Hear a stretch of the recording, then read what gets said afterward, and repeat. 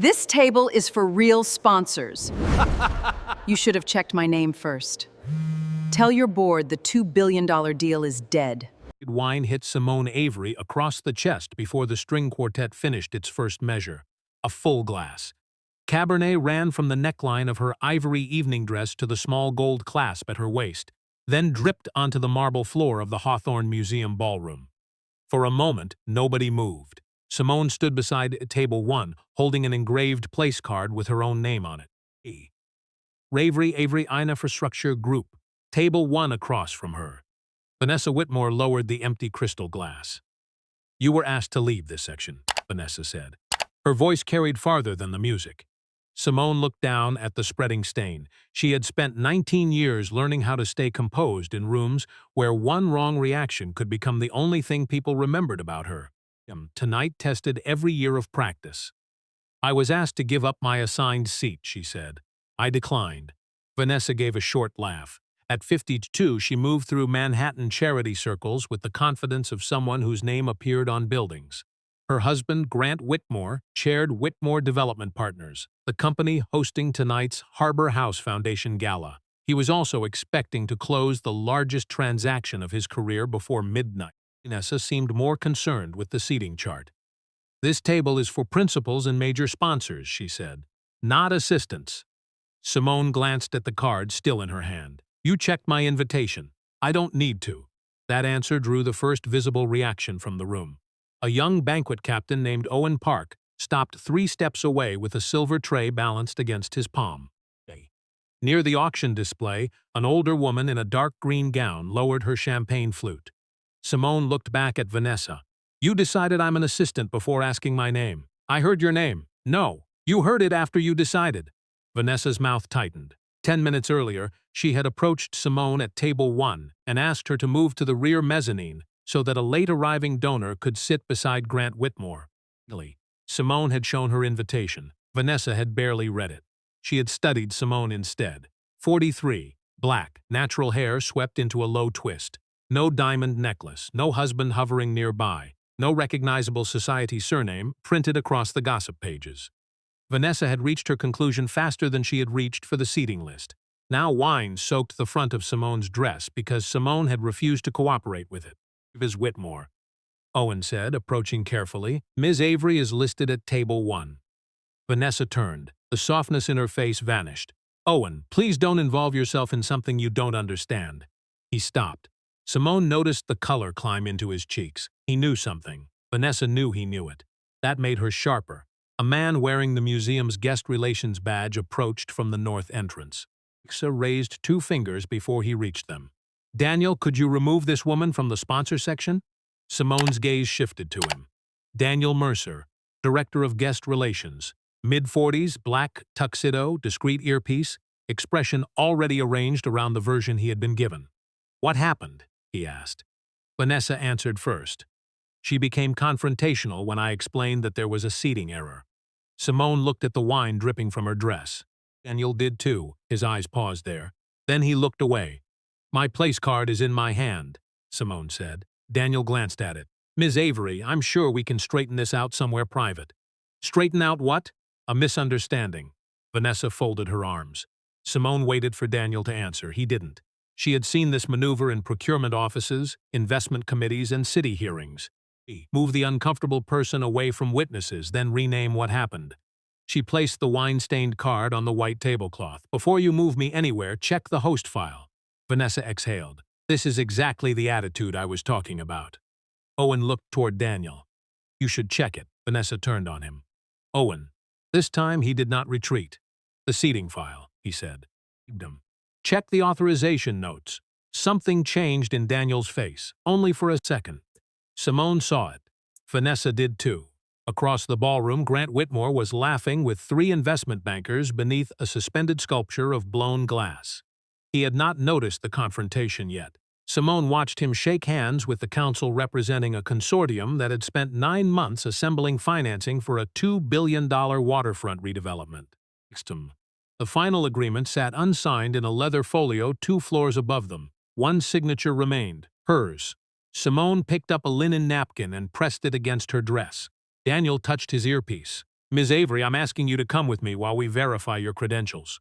Simone looked at the untouched place setting bearing her name, then at Vanessa's empty wine glass. Verifying mine. Daniel hesitated. Vanessa did not. Yes, she said. We are. Daniel motioned toward the ballroom exit, and with dozens of guests watching, he made the mistake official. Daniel Mercer led Simone through a side corridor lined with donor portraits and locked display cases. He walked half a step ahead of her, not enough to look like security, enough to make the arrangement clear. Behind them, the gala resumed in pieces. The quartet found its rhythm again. Conversations restarted. Glasses clinked. The room had already begun doing what expensive rooms did best when something ugly happened inside them, absorbing it. Simone kept the stained napkin pressed against her dress. You have a changing room downstairs, Daniel said. I can get you something from wardrobe. I don't need another dress. You can't go back into the ballroom like that. Simone stopped. Really? Daniel took 2 more steps before realizing she was no longer beside him. Why not? He turned. Her question irritated him. She could see it, because there are photographs being taken. Simone looked at the burgundy stain across her ivory dress. So your concern is the photographs. That isn't what I said. It's what you're solving. Daniel rubbed his thumb against the edge of his radio. He was not an idiot. That made the situation worse. An idiot might not understand the choice he was making. Daniel understood exactly enough to know he wanted the incident contained before Grant Whitmore heard about it. Ms. Avery, I'm trying to help you. You still haven't checked the host file. I've asked my team.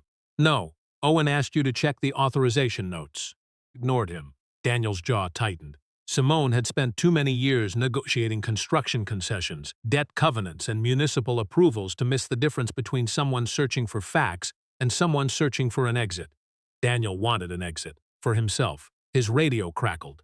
Daniel? A woman's voice. He turned slightly away. Go ahead. We checked the gala registry. Avery Simone. Table 1. Sponsor designation. Daniel glanced at Simone. She said nothing. The voice continued. There's also a notation attached to the host packet, but access is restricted. Restricted how? Executive authorization. Daniel's eyes changed. Not recognition. Concern. Who entered it? A pause. Whitmore Development Legal. Simone watched the pulse move in his neck. There it was. The first clue he could no longer dismiss. Radio. Daniel lowered the radio. I'm sure there's an explanation. Then find it. Before he could answer, heels clicked against the stone floor. Vanessa Whitmore appeared at the corridor entrance. She had acquired another glass of wine, white this time. She approached with the controlled fury of someone who had expected obedience and received paperwork instead. Why is she still here? Daniel straightened. Registration checks out. I told you there was a seating mistake. She is assigned to table 1. Vanessa gave Simone a quick look. Then Daniel, move the place card. Daniel stared at her. Simone almost smiled. Not because it was funny, because Vanessa had finally stopped pretending the facts mattered. You want him to alter the seating record now? Simone asked. Vanessa looked at her. I want this evening to continue without another spectacle. You threw wine on me. You refused to move. Daniel looked between them. The silence stretched. Vanessa realized too late what she had admitted. Her expression changed. Just a fraction. She turned toward Daniel. She stepped toward me aggressively. Simone's face remained still. I was holding my place card. You were hostile. I said no. That can be hostile depending on how it's said. Simone studied her. There were sentences a person could explain away later. That one would be harder. A door opened behind them. Owen Park emerged carrying a clear plastic garment sleeve. Daniel frowned. I told you to stay in the ballroom. I was asked to bring this. By whom? Owen looked at Simone, Miss Avery's assistant. Vanessa's eyebrows rose. Her assistant? Owen nodded. Eating downstairs. Simone closed her eyes for 1 second. Nia. Of course. She had texted Nia before arriving because the final contract package still needed one clause checked against the lender schedule. Simone had planned to spend 20 quiet minutes upstairs reviewing it before signing. Now her assistant was walking into a mess Simone had hoped never to make public. Daniel's radio crackled again. Daniel, we have another issue. He lifted it. What? The authorization note just unlocked. Simone watched his face. Read it. Daniel listened. The person on the other end hesitated, then spoke. Table 1 placement is mandatory. Do not reassign without written approval from Grant Whitmore, Whitmore Development General Counsel, and Simone Avery. Daniel's hand dropped slowly. Lisa stared at him. What did she say? Nobody answered immediately. Vanessa's eyes moved to Simone. For the first time that evening, she actually looked at her, not at the dress, not at the skin, not at the absence of jewelry, at her. Who are you? Simone removed the stained napkin from her chest. Someone you should have asked before throwing the wine. Vanessa's face hardened again. Pride recovered faster than judgment. Whatever business arrangement you have with my husband does not excuse your behavior. Simone almost corrected her, almost. Instead, she heard her mother's voice from years earlier in Baltimore, after Simone's first major development meeting had ended with a partner mistaking her for the catering manager. Don't rescue people from what they chose to reveal about themselves. She had hated that advice at 29. At 43, she understood it. Daniel's phone vibrated. He looked at the screen. His complexion changed. What? Vanessa demanded. Daniel swallowed. Mr. Whitmore wants Ms. Avery upstairs. Vanessa gave a dismissive laugh. Fine. He can explain whatever this is. Daniel did not move. There's more. Simone already knew. Nia must have reached legal. Daniel looked directly at her now.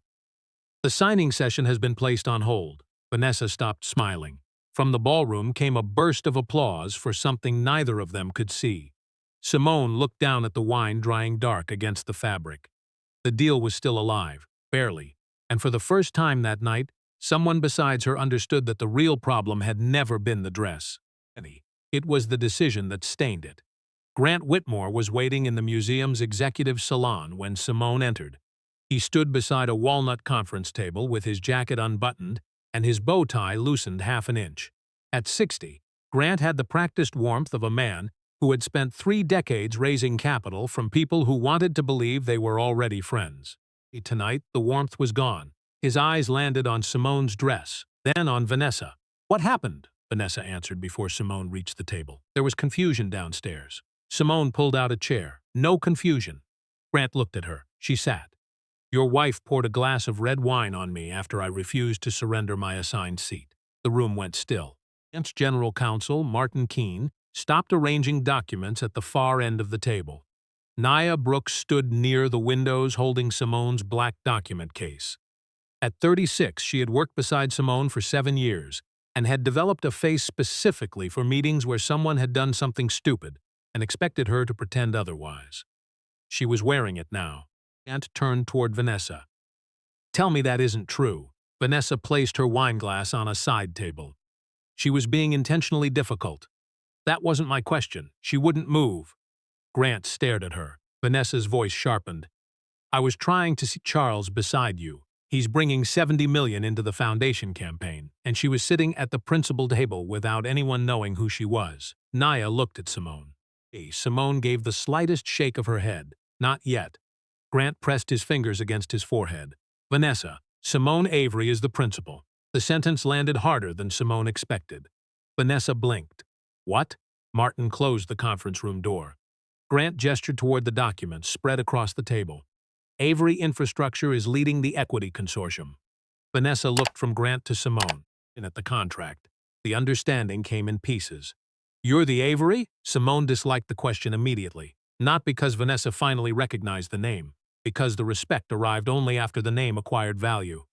I was Simone Avery downstairs, she said. Vanessa swallowed. Grant pulled out the chair opposite Simone. Simone, I am deeply sorry. Nia's eyebrows moved. Simone noticed. Grant did too. He corrected himself. I mean that. I believe you're sorry. Something in her tone made him wait. Simone looked at the unsigned agreement. The Harbor Point redevelopment had taken 14 months to assemble. 32 acres of neglected waterfront, 4,000 planned housing units, a public market, a new transit connection, commercial space, a promised union hiring floor. A minority contractor participation target Simone had fought 6 weeks to preserve when lenders wanted, it softened into aspirational language. $2 billion in total development value. It mattered to her for reasons Vanessa could not see from a Gala seating chart. Simone's father had worked 27 years as an electrician. He had spent half his career on job sites where black subcontractors got invited after the profitable work had already been divided. Harbor Point was supposed to work differently. That was why Simone had stayed through difficult negotiations. That was why she had resisted 3 richer projects. And that was why walking away would cost more than Grant Whitmore understood. Grant leaned forward. We can deal with what happened downstairs separately. Tonight's signing doesn't need to be affected. Simone looked at him. Here is no separately. Grant's mouth tightened. Martin stopped touching the papers. Simone continued. For 9 months, you've told my team Harbor Point depends on accountability. Transparent procurement, written controls, no preferential access outside the approved process. That's the project. No, that's either how you operate or something you say when investors are listening. Vanessa scoffed softly. Grant turned. Please. She folded her arms. Simone watched him. Your wife wanted a donor seated beside you. Staff had a written instruction not to move me. She told them to change the seating record. Grant's eyes shifted to Vanessa. You did what? It was a dinner table. Martin spoke for the first time. Vanessa, altering the host file would create a governance issue. She stared at him. You cannot be serious. I am. It was a place card. Simone opened the document case Nia placed beside her. From inside, she removed the final Harbor Point agreement. Small rules are useful. Vanessa gave a bitter laugh. Excuse me? They show you what people do before enough money is involved to make them careful. Grant leaned back. The room had become quieter than the ballroom below. Simone flipped to Schedule 4. Supplier governance, conflict disclosures, community participation requirements. Then the signature page. Her line waited at the bottom. Grant saw where she had turned. Simone. She placed one finger above her name. You want me to certify that I trust Whitmore Development to administer $2 billion under rules your own household treats as optional when they become inconvenient. That's unfair. Grant said it immediately. Simone looked up. He regretted the sentence. She could tell.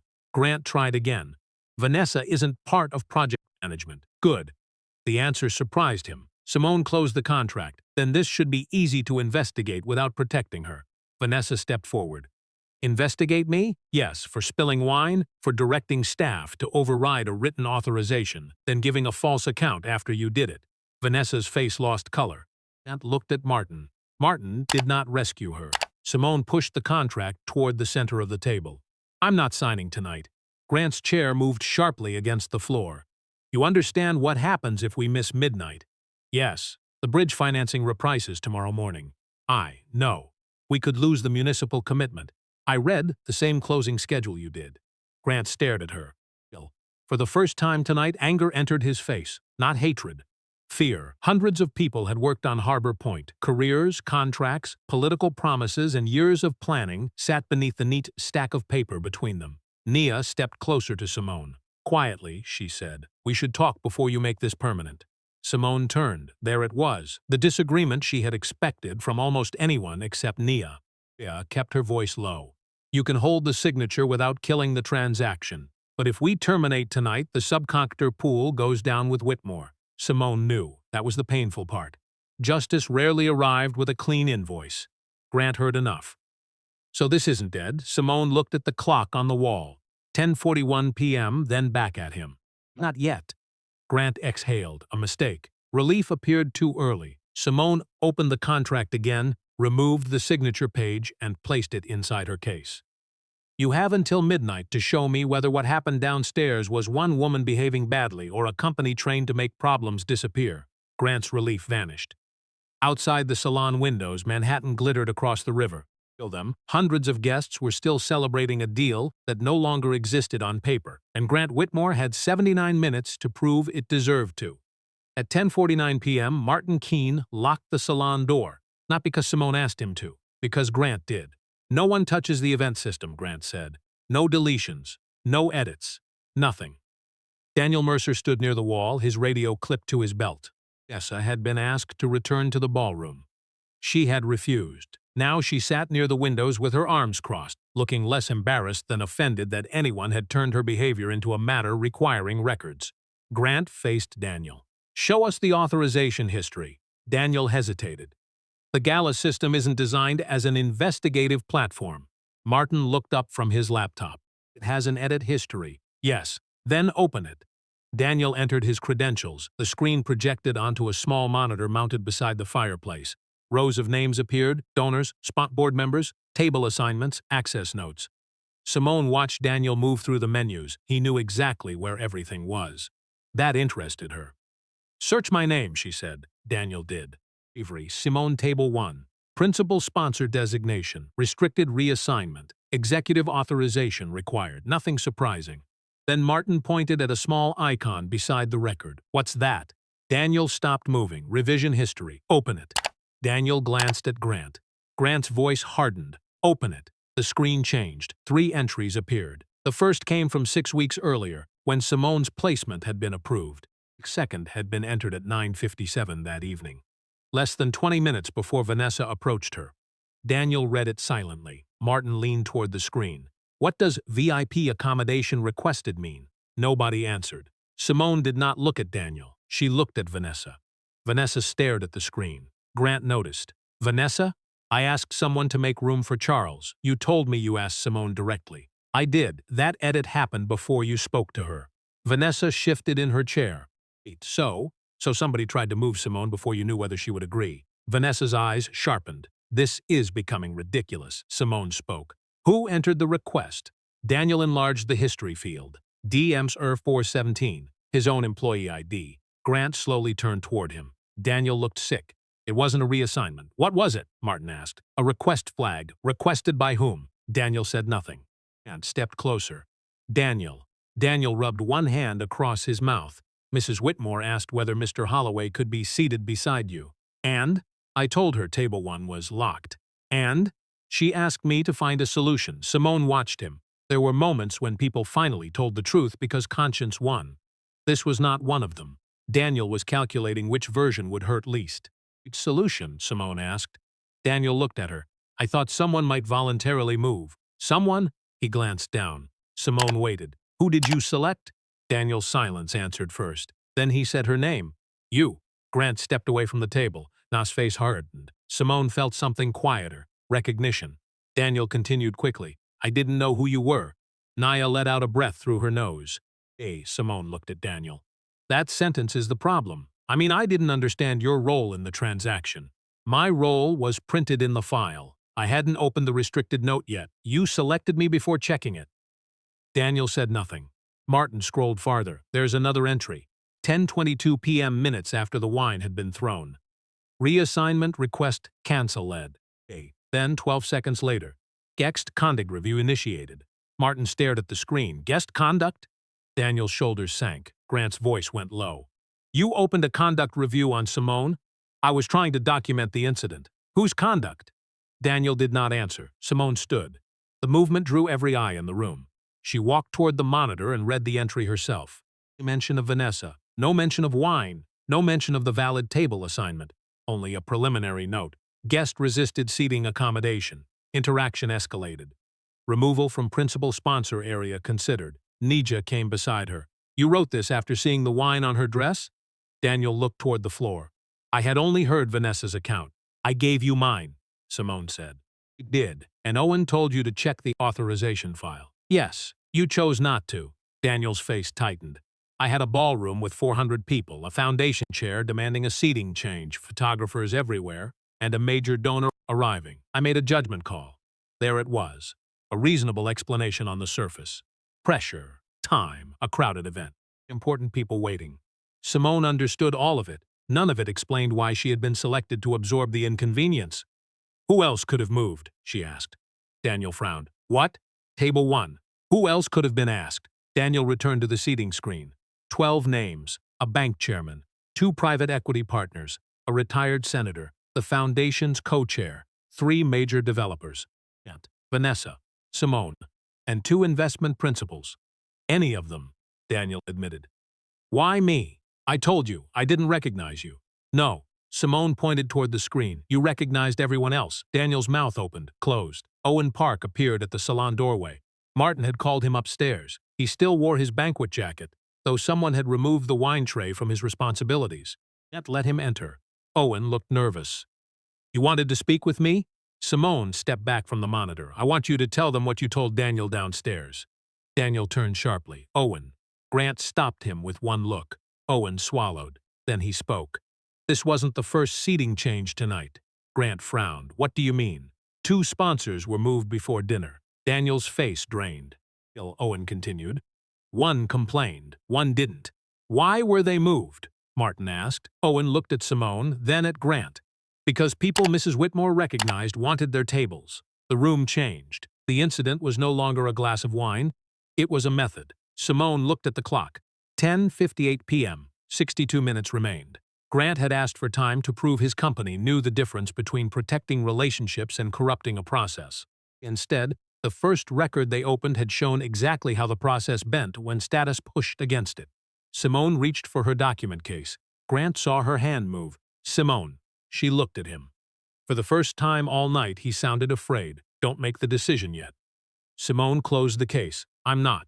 Then she looked at the revision log still glowing on the screen. You're running out of reasons for me not to. At 11:06 p.m., Owen Park asked for the door to be closed. Martin did it. Owen remained standing. His hands were clasped so tightly in front of him that the knuckles had gone pale. Grant noticed. You're not in trouble, he said. Owen gave him a strange look. With respect, Mr. Whitmore, I don't know if you can promise that. Grant's expression changed. Simone stayed silent. People often spoke differently once someone powerful told them they were safe. Sometimes relief loosened the truth. Sometimes the promise itself exposed how unsafe they had been. Owen looked at Daniel. I reported this before. Daniel's head lifted. What? The seating. When? Last year. Daniel shook his head. You don't remember that. I do. Owen reached inside his jacket and removed his phone. Not dramatically. He looked embarrassed to be holding it. I emailed event operations after the winter benefit. Daniel's eyes narrowed. That was a year ago. 11 months. What happened? Simone asked. Owen unlocked the phone. There was a black couple from Philadelphia.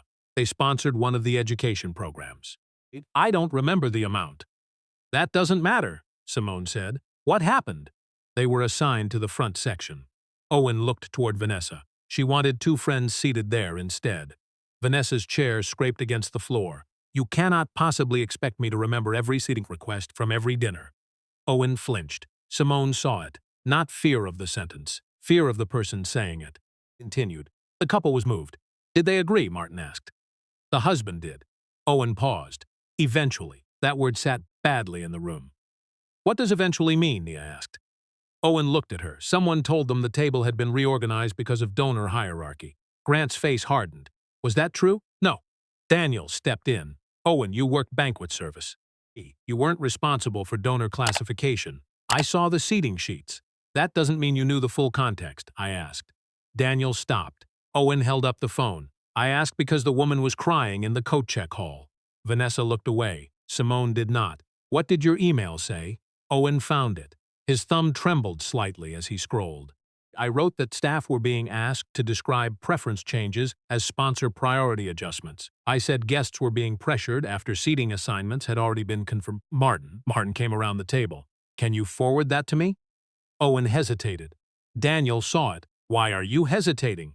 Because the last time I sent it, my shifts changed. Silence. Grant stared at Daniel. Daniel's reaction came fast. I had nothing to do with his schedule. Owen looked at him. I didn't say you did. The distinction made Daniel angrier. Then don't imply it. I'm telling them what happened. You're connecting two things without proof. Simone watched both men. Daniel was right about one thing. Timing alone did not prove retaliation. That mattered. She refused to build a case from the same shortcuts that had been used against her. Hey, who controlled your schedule? She asked. Owen answered without taking his eyes off Daniel. Events staffing. Who supervised that department? Melissa Crane. Is she here tonight? Yes. Grant reached for his phone. Simone stopped him. Don't call her yet. He frowned. Why? Because right now we have Owen's email and a schedule change. We don't know why the schedule changed. Owen looked disappointed. He understood why. It still had to be said. If we accuse someone before checking the record, we become the thing we're investigating. His shoulders loosened a little. He nodded. Martin forwarded Owen's email to the secure transaction folder. Nia leaned toward Simone, quiet enough that the others could not hear. You're getting pulled into an internal employment case. I know. We have 50 minutes. I know. If the financing clock expires, leaders don't care why. Simone glanced toward the unsigned contract. Nia continued. You wanted proof of whether tonight was isolated. You have it. No, I have signs of a pattern. That's enough to pause. Yes. Is it enough to kill $2 billion? Simone looked at her. Nia rarely pushed this hard. That was why Simone trusted her. Maybe it shouldn't be. Nia blinked. It was the first uncertainty Simone had admitted all night. Across the room, Grant paced once toward the windows, then back. Tell me what would be enough. Simone faced him. To walk away? Yes. I don't know yet. Grant stared at her. That answer frightened him more than a threat. Simone continued. But I know what won't save this deal. What? Finding one employee to blame before midnight. Daniel looked at her.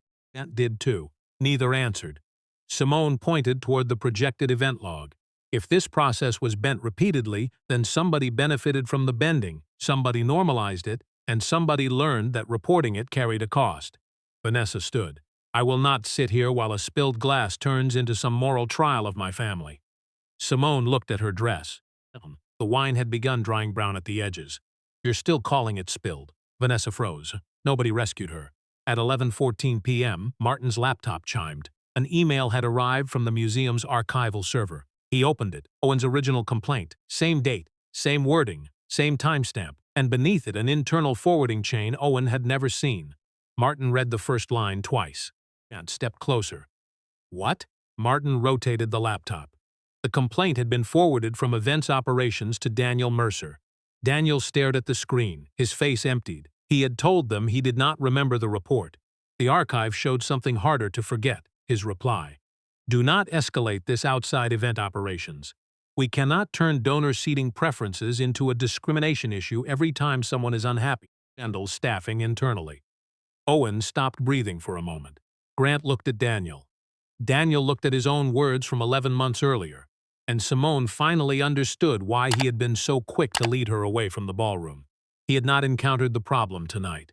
He had recognized it. Daniel Mercer read his own email 3 times. No one rushed him.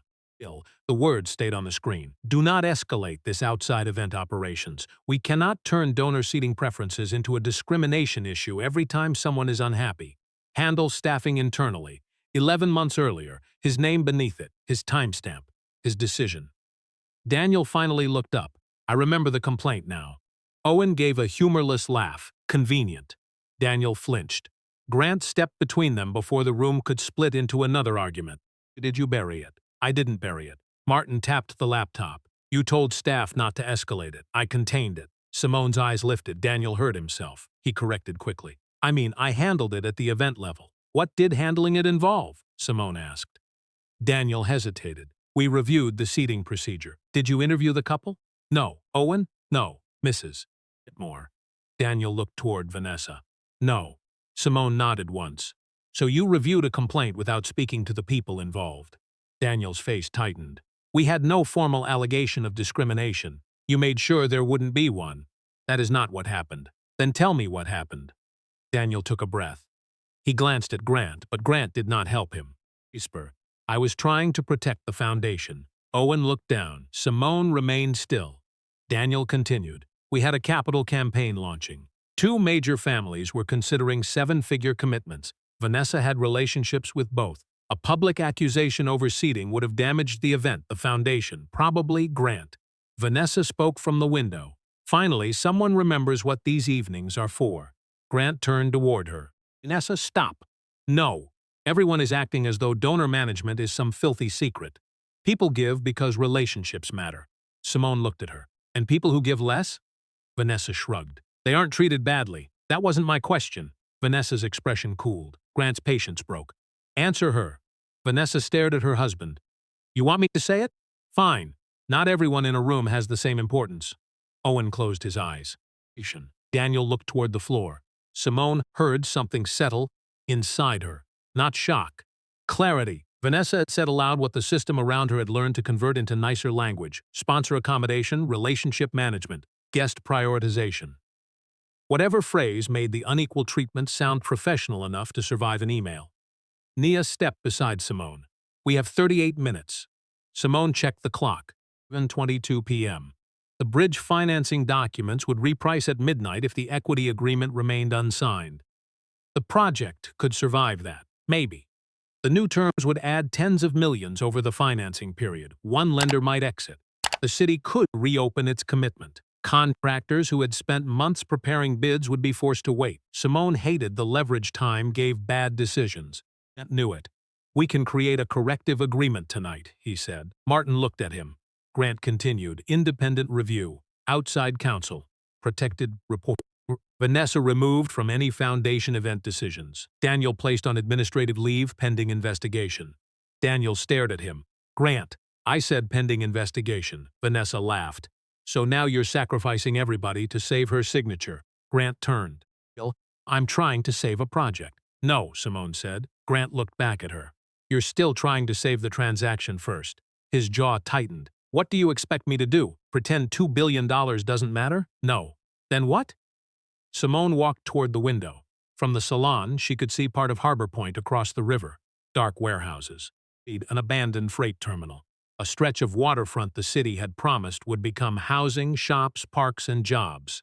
Her father would have loved the electrical package on a project that size. He would also have hated the room she was standing in. Nia came beside her. You're thinking about the subcontractors. Yes, and the apprenticeship program. Yes, so don't punish them for Whitmore. Simone looked at her. You think I should sign? I think you should separate the project from the people failing it. That sounds cleaner than it is. I know. Nia's voice softened. My brother's company is in the second-tier bidding pool. Simone turned fully toward her. Nia had never told her. He didn't ask me to say anything, Nia said. I didn't want it affecting your decision. Does he know? That we may walk? No. Simone felt the weight shift. There it was. The cost had acquired a face. A small electrical contractor from Newark, workers who had probably priced materials twice already, apprentices waiting for openings, families who would never know why financing moved or a signature disappeared. Nia looked at her. That's why I keep pushing you. Simone nodded. Thank you for telling me. I should have told you earlier. Yes, Nia accepted that. Defense. Simone respected her for it. Behind them, Martin was still searching the archived records. He suddenly stopped. Grant, something in his voice brought everyone around. Martin opened a second folder. This complaint wasn't the only one marked for event-level handling. Daniel's head lifted. Martin scrolled. 4 files. Then 6. Then 9. Not all involved race. One concerned a disabled donor moved farther from an accessible exit. 8. Another involved a young foundation fellow removed from a sponsor lounge after being mistaken for catering staff. 2 involved black guests whose credentials had been challenged despite being listed correctly.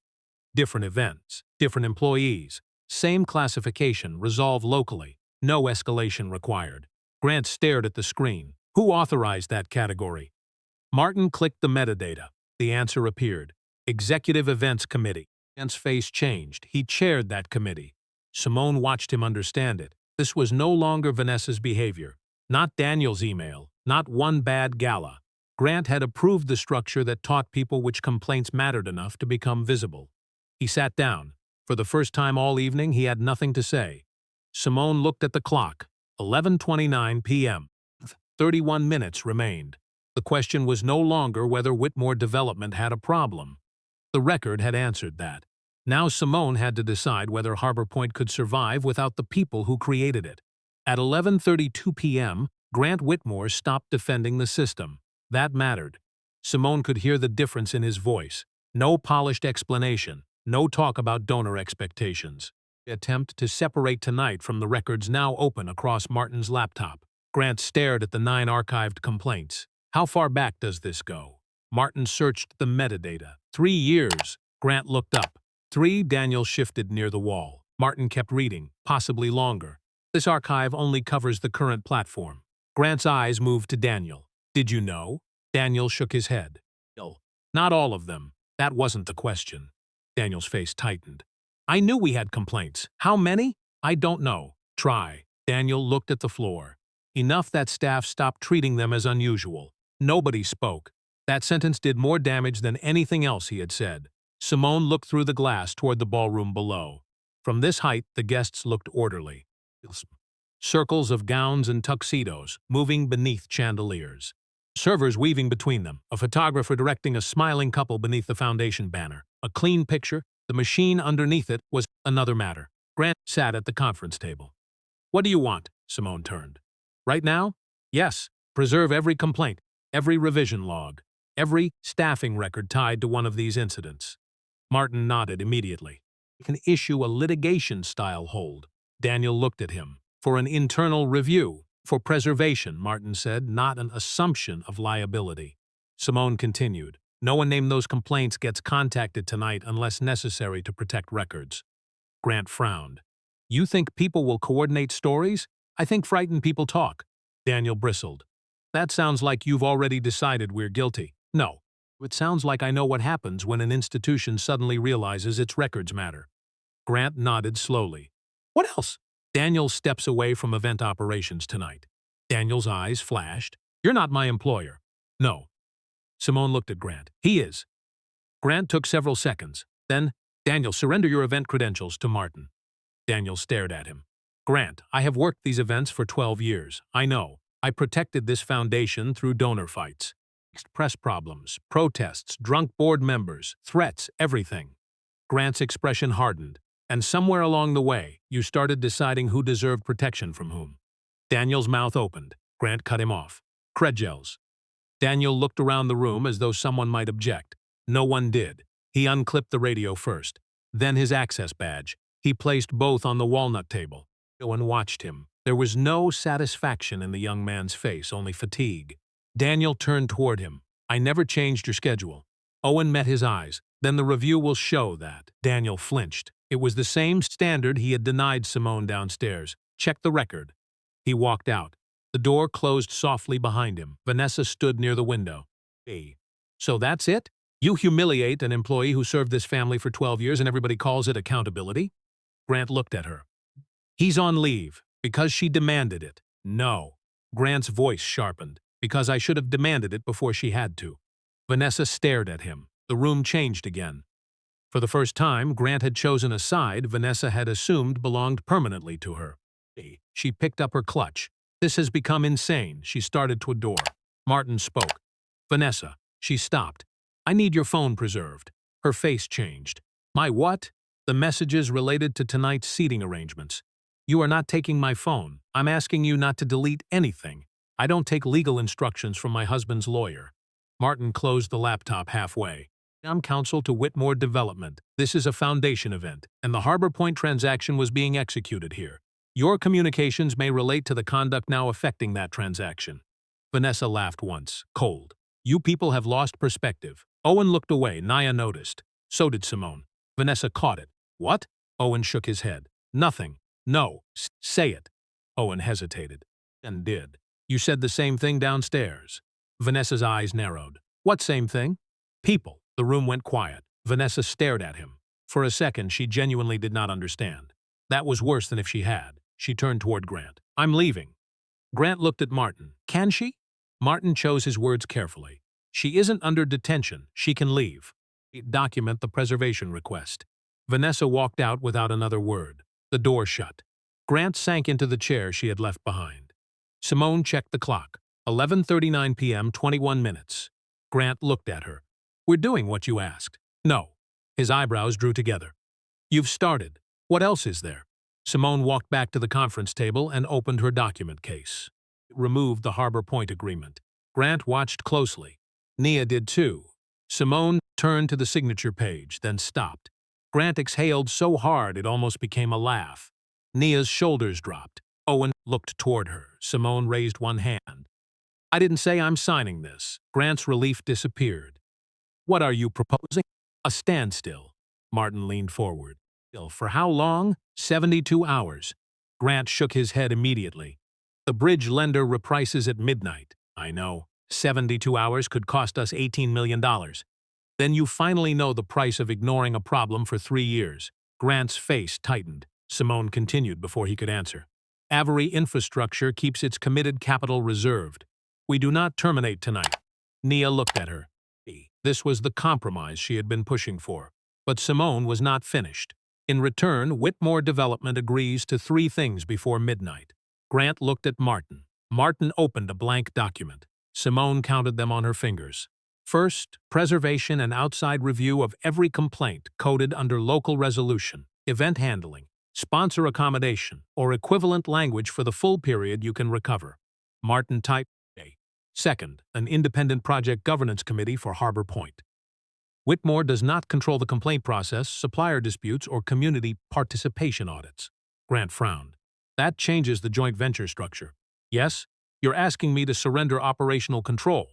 I'm asking you to share oversight where your controls have already failed. Grant stared at her. And third? Simone looked at Owen. Then Nia, in the contract. No retaliation. Grant blinked. That's obvious. No. If it were obvious, Owen wouldn't be afraid of losing shifts for telling us what he saw. Owen looked down. Simone continued. Written protection for employees, vendors, and guests who participate in the review. Independent reporting channel. Any staffing action affecting a witness gets documented and reviewed.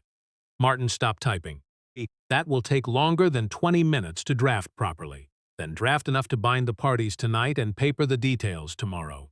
Grant looked at the clock. 11:43. 17 minutes, he stood. If I agree, you hold the Capitol for 72 hours, and if the review shows these complaints were mishandled, then we renegotiate governance permanently or Avery exits. Grant rubbed his jaw. An exit after 72 hours could still collapse the project. Yes, you're asking me to accept the risk without the certainty of your signature. Simone looked at him. You had certainty at the start of the evening. Grant said nothing. You spent it. Martin lowered his eyes to the keyboard. Nia watched Grant carefully. Grant walked to the windows. For nearly a minute, the only sound came from Martin typing. Grant turned. Do it. Martin looked up. All three? All three. Simone studied his face. You understand the committee cannot report to you. Yes, Vanessa gets no role in the review. Grant's jaw tightened. Yes. Daniel remains on leave until the investigation determines his responsibility. Yes, Owen and every other witness gets protection regardless of what their testimony does to this deal. Grant looked at Owen. That answer took longer. Finally, yes. Owen's shoulders dropped, not much enough. Martin began drafting. 11:47, 13 minutes. Nia came beside Simone. You found a way not to burn the project down. Simone kept watching the clock. Maybe you also made it harder. Yes. Nia smiled faintly. That sounds more like you. Simone looked at the dried wine stain. I almost killed it upstairs. I know. I wanted to. I know that too. Simone exhaled.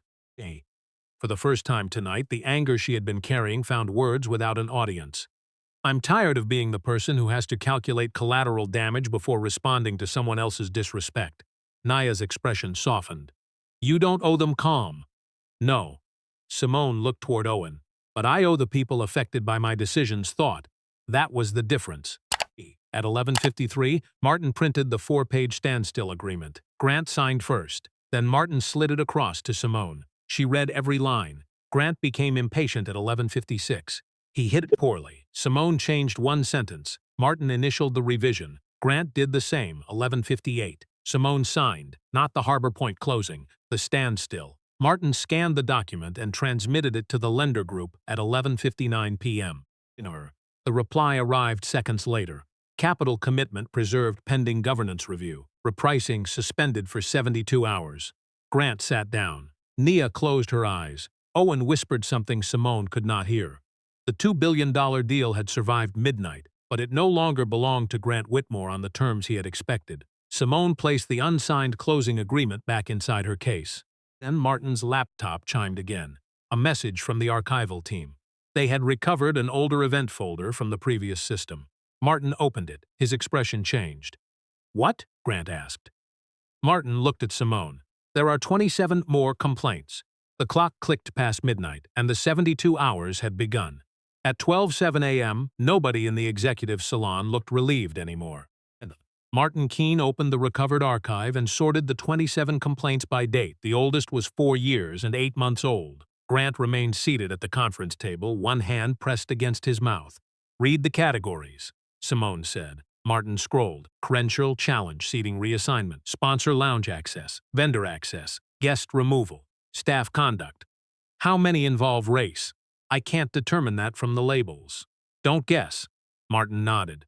Simone pulled out the chair beside him.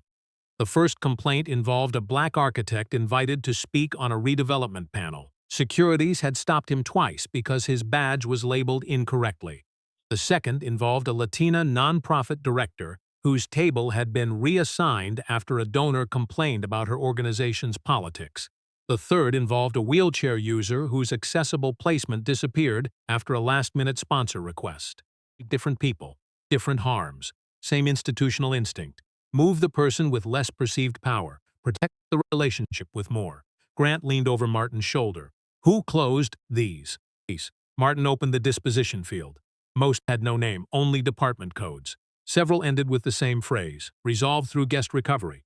Nia read it aloud. What does that mean? Owen answered. Usually a drink voucher, an apology, upgraded parking, sometimes a donation credit. Simone looked at him. You compensate the person without addressing the decision. Owen nodded. That's how it worked. Grant sat back. His face had gone gray. I never saw these. Martin looked at him. You saw the quarterly event reports, not individual complaints. No, you saw the totals. Grant frowned. Martin searched an old board packet. A chart appeared. Guest complaints had been collapsed into 3 broad categories: hospitality, logistics, conduct. No descriptions, no patterns, no names, no indication that a person with a correct credential could become a conduct problem after refusing an improper request. Simone stared at the chart. Who designed this reporting format? Grant did not answer. Martin already knew. He opened the metadata. Executive Events Committee. Grant closed his eyes again. Simone felt no satisfaction. Grant had not personally poured wine on her. He had not written Daniel's email. He had not moved Owen's shifts. But the reporting structure carried his approval. And the structure had done exactly what it was designed to do. It kept unpleasant details from climbing upward. Grant looked at Owen. Why didn't anyone bring this directly to me? Owen's expression changed. You're asking the wrong question.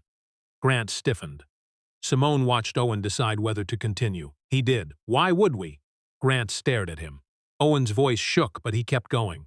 You're surrounded by people whose job is to make sure problems reach you already cleaned up. Grant looked offended, then wounded, then quiet. Owen pointed toward the old chart. That's what cleaned up looks like. No one spoke for several seconds. At 12:19, Martin's phone rang. He glanced at the screen. Outside counsel. Simone shook her head. Take it. Martin stepped into the hall. Nia sat beside Simone. You know this review won't finish in 72 hours. I know. So the deadline is artificial. It was always artificial. What happens when it expires? Simone looked at the unsigned Harbor Point agreement. To decide whether there's enough evidence of repair to continue while the full review runs. Nia nodded. And if there isn't, we walk. Grant heard her. Simone. She turned. We just signed a standstill. Yes. You know what termination does now. Yes. Grant stood. The city will reopen procurement. The bridgeless could disappear. The land sellers may invoke the drop-dead clause. You could lose 18 months. You could. We all could. Simone looked at him. That word matters. What word? All. Grant went silent. She opened the Harbor Point agreement to the governance section. You built a structure where Whitmore controls project-level complaints, vendor qualification disputes, and community participation reporting. That's standard for the managing developer. It was. Grant caught the tense. Simone continued. If Avery remains, those powers change. Grant gave a tired laugh. You're renegotiating the transaction at midnight. No, your records renegotiated it. He paced toward the window. How much control do you want? I don't want your company. That isn't what I asked. Independent oversight, split appointment rights, published complaint metrics, direct reporting to the joint venture board. Grant turned. You're asking for permanent governance changes before an investigation has reached findings. I'm telling you what continued capital requires. He stared at her. Then something on Martin's laptop caught Owen's attention. Wait, he leaned closer. Go back. Simone moved aside. Owen scrolled to complaint 17. His breathing changed. What is it? Nia asked. Owen pointed at a familiar name, Maya Park. Simone looked at him. Relative? My sister. His voice had dropped almost to a whisper. Grant frowned. What happened to her? Owen opened the file. Maya Park had worked a foundation event 2 years earlier through an outside catering vendor. A donor accused her of stealing a bracelet. Security searched her service bag. The bracelet was later found beneath the donor's own chair. Theft. No apology in the file. Only a notation. Vendor worker removed from client-facing assignments to prevent further discomfort. Owen stopped reading. His eyes filled. She told me they stopped booking her. Simone looked at the record. What did she think happened? She thought the catering company cut her because the donor complained. Did she know the bracelet was found? Yes. Did she know this note existed? Owen shook his head. Grant looked sick. For the first time, the archive no longer contained anonymous incidents. It had reached into the room. Owen wiped his face with the heel of his hand. I kept working here. Nobody knew what to say to that. He laughed once bitterly. I kept serving these people. Simone stood beside him. She did not tell him he had done nothing wrong. She did not turn his pain into a lesson. She only asked, "Do you want to call her?" Owen looked at the screen. "Not yet. Okay." He nodded. Martin returned from the hallway. "Outside counsel can have an independent review team in place by 8 tomorrow morning." Grant looked at Simone. "What do we do now?" Simone closed the archived complaint. "Hey, now you stop calling this a Gala problem." She looked at Owen, then at Grant. "Tomorrow you find out how many people paid for your silence without ever knowing they were the ones paying." The 27 complaints had given the investigation a pass. By morning, Simone intended to find out how much of Whitmore Development's future had been built the same way. By 8:16 the next morning, the museum ballroom looked nothing like the room Simone had left. The flowers were gone. The auction displays had been packed away.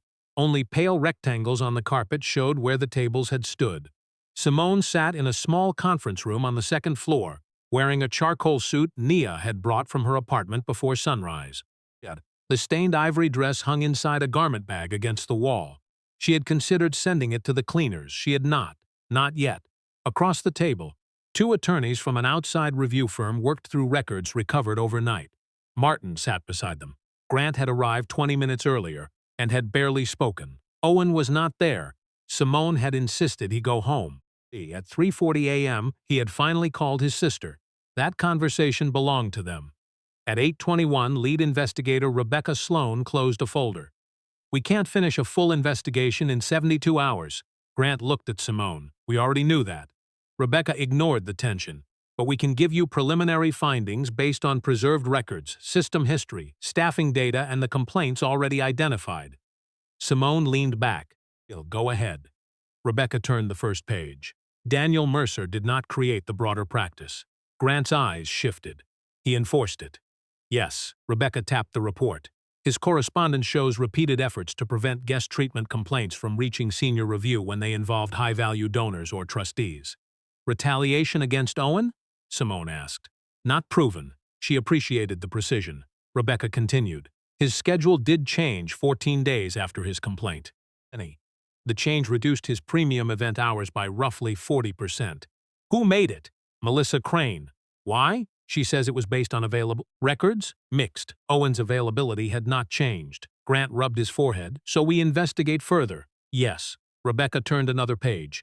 "The larger problem is governance." Grant's hand stopped. She projected a flow chart onto the wall. Complaints entered event operations. Staff classified them. Only certain classifications reached executives. Sponsor-related complaints were routinely coded as hospitality recovery rather than conduct or compliance. Once coded that way, they disappeared from quarterly review. Simone looked at Grant. "You approve the categories?" "Yes." His answer came without resistance now. Rebecca nodded. "You approve the reporting model?" "We have no evidence you directed staff to suppress race-related complaints." Grant exhaled. It sounded almost like relief. Rebecca kept speaking, but the model rewarded suppression. The relief died. Event managers were measured on donor retention, complaint closure time, and escalation rates. Lower escalation numbers helped performance reviews. Nia looked up from her notes. "You paid people to make complaints disappear." Grant answered before Rebecca could. "We paid them to resolve problems." Simone looked at him and caught himself. He closed his eyes. "Right," Rebecca continued. "We also found 3 cases where complainants received benefits after an incident, but the underlying conduct was never reviewed. The architect, the wheelchair user, a black nonprofit executive challenged twice, despite having the correct sponsor credential." Grant stared at the projected chart. "So what are you recommending?" "That depends on what question you're asking." "The project."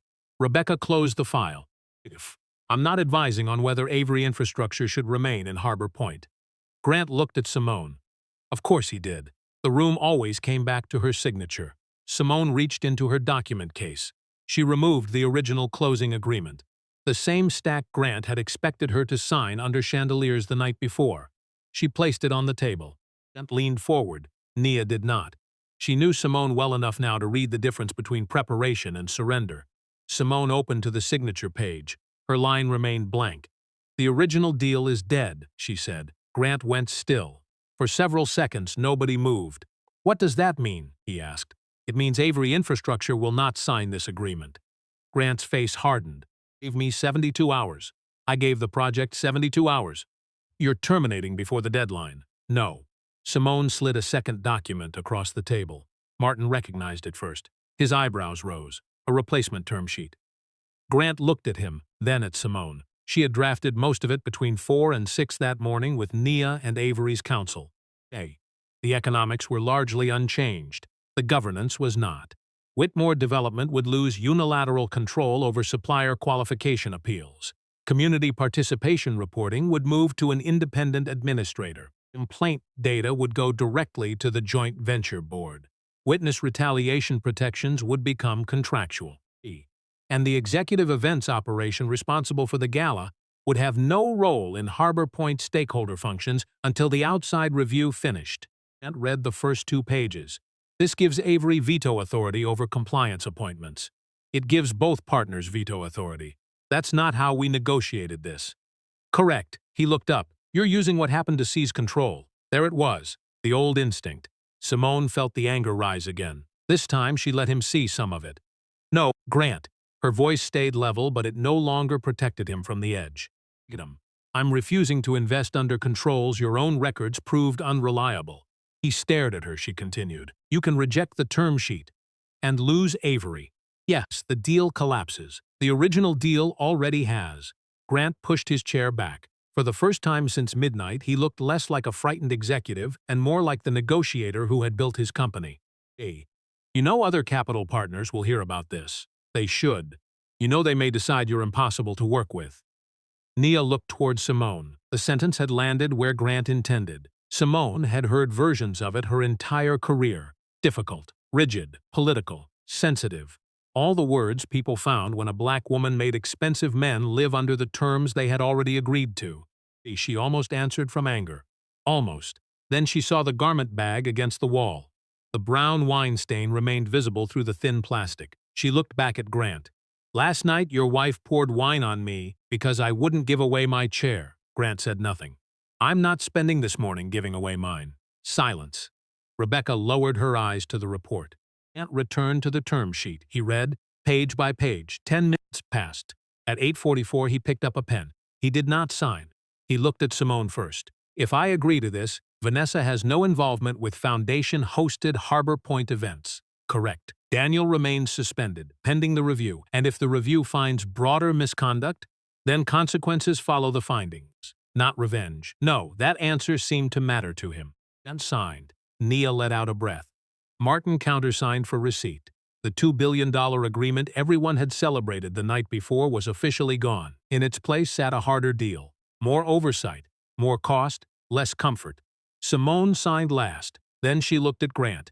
Now we find out whether the project deserves to survive the people who built the first version of it. The deal had died. Harbor Point had not. 3 weeks later, Simone Avery stood at Harbor Point in work boots, no chandeliers, no donor wall, no string quartet. Wind moved off the river and pushed loose gravel across the old freight yard. Survey stakes marked the first utility corridor. Beyond the fence, excavators waited for the notice to proceed. Grant Whitmore arrived without Vanessa. That had become normal.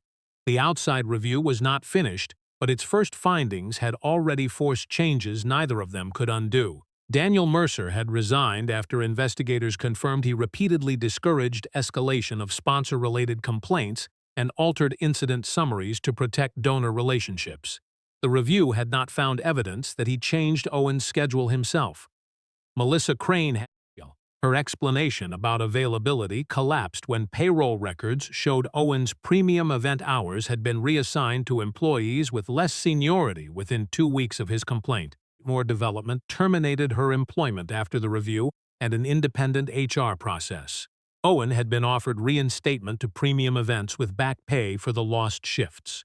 He declined the old position. Instead, the foundation hired him into a newly created guest standards role reporting outside event operations. Simone had warned Grant against turning him into a symbol. Owen had agreed. I don't want to be the guy you put on a website because somebody finally listened to me, he had said. So there had been no photograph, no press release. He went to work. His sister Maya received something smaller, and to her, more important, a written correction. The foundation notified her former catering company that the theft suspicion had been disproven the night it happened, and that removing her from client-facing work had never been justified. Whitmore paid the wages investigators could document that she lost after the incident. Maya had refused an invitation to return to foundation events. Nobody tried to talk her out of it. Vanessa faced no theatrical punishment. She was not an employee, and Simone had refused Grant's early suggestion that he publicly ban her from every Whitmore function, as though one grand gesture could repair a system. The Harbor House Foundation Board removed Vanessa from Event Planning Authority after reviewing her conduct and messages. She also sent Simone an apology through counsel. Simone read it once. Vanessa wrote that she regretted allowing the evening to become heated. Simone sent it back. 2 days later, another arrived, this one named the wine, the seating demand, the false account afterward, the assumption about Simone's role. Simone accepted the letter as part of the record. She did not forgive on command. Grant stopped beside her near a temporary site trailer. The city approved the revised governance package this morning. I saw. The lenders, too. I saw that. He smiled faintly. You always make me work for good news? Only when you already emailed it to me. That pulled a short laugh from him. Their relationship had changed. Not healed. Changed. Grant no longer reached for warmth when accountability would do. He looked across the property. Notice to proceed goes out Monday. Simone followed his gaze. Harbor Point had survived. The $2 billion original agreement had not. The replacement joint venture gave neither company unilateral control over compliance. Supplier appeals went through an independent administrator. Complaint data reached the board without being filtered through the operating team. Retaliation protections covered employees, contractors, and witnesses. The minority contractor participation requirement Simone had fought to preserve remained binding. So did the apprenticeship program. Nia's brother had submitted a bid. He received no preference. Nia had insisted on recusing herself from the evaluation. His company won one electrical package anyway. When she told Simone, she cried in Simone's office for approximately 14 seconds, and then complained about his margins. That felt more useful than celebration. Grant shoved his hands into his coat pockets. There's one thing I haven't asked. Simone waited. Why didn't you walk? She looked toward the river. For weeks, people had tried to answer that question for her. Because she wanted reform. Because Harbor Point mattered. Because she was strategic. Because she had proved a point. All partly true, none complete. I almost did. Grant nodded. I know. I wanted you to lose something. He looked at her. She did not soften it. After the gala, for a few hours, I wanted the whole thing to collapse so nobody could mistake what happened for something cheap. Grant took that in without defending himself. What changed? The people who would have paid for it. Workers. Small contractors. Families waiting for housing. Owen, Maya. People who had never held the wine glass and would never sit at table one. Simone had spent enough of her career watching powerful institutions spread the cost of their mistakes downward. She had decided not to help them do it. A pickup truck rolled through the gate. Owen stepped out wearing a hard hat and carrying a clipboard. Simone raised an eyebrow. Grant looked equally confused. What is he doing here? Owen approached them. Community contractor orientation. You work for the foundation, Grant said. Not this morning. He handed Simone the clipboard. The new independent oversight committee had asked him to sit on a temporary advisory group testing Harbor Point's complaint system before construction began. The first stress test was today.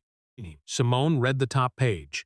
A subcontractor had challenged part of the new credentialing process. Nothing dramatic, no scandal, no wine. Just a rule, a disagreement, and a system that now had to prove it worked when nobody important was watching. Owen looked at Simone. Want to see whether all that paperwork you fought for actually does anything? Simone handed the clipboard back. Yes. They started toward the trailer. Halfway there, Simone stopped. In the back of her SUV hung the ivory dress from the gala. Clean now. Almost. The dry cleaner had removed the wine, but under certain light a faint shadow remained near the waist. Simone had considered throwing it away. Instead, she left it hanging there. Not as a trophy. Not as evidence anymore. A reminder that stains could fade without disappearing from the history of a thing. She closed the car door. Then she joined Owen and Grant inside the trailer, where a contractor was already waiting to be heard.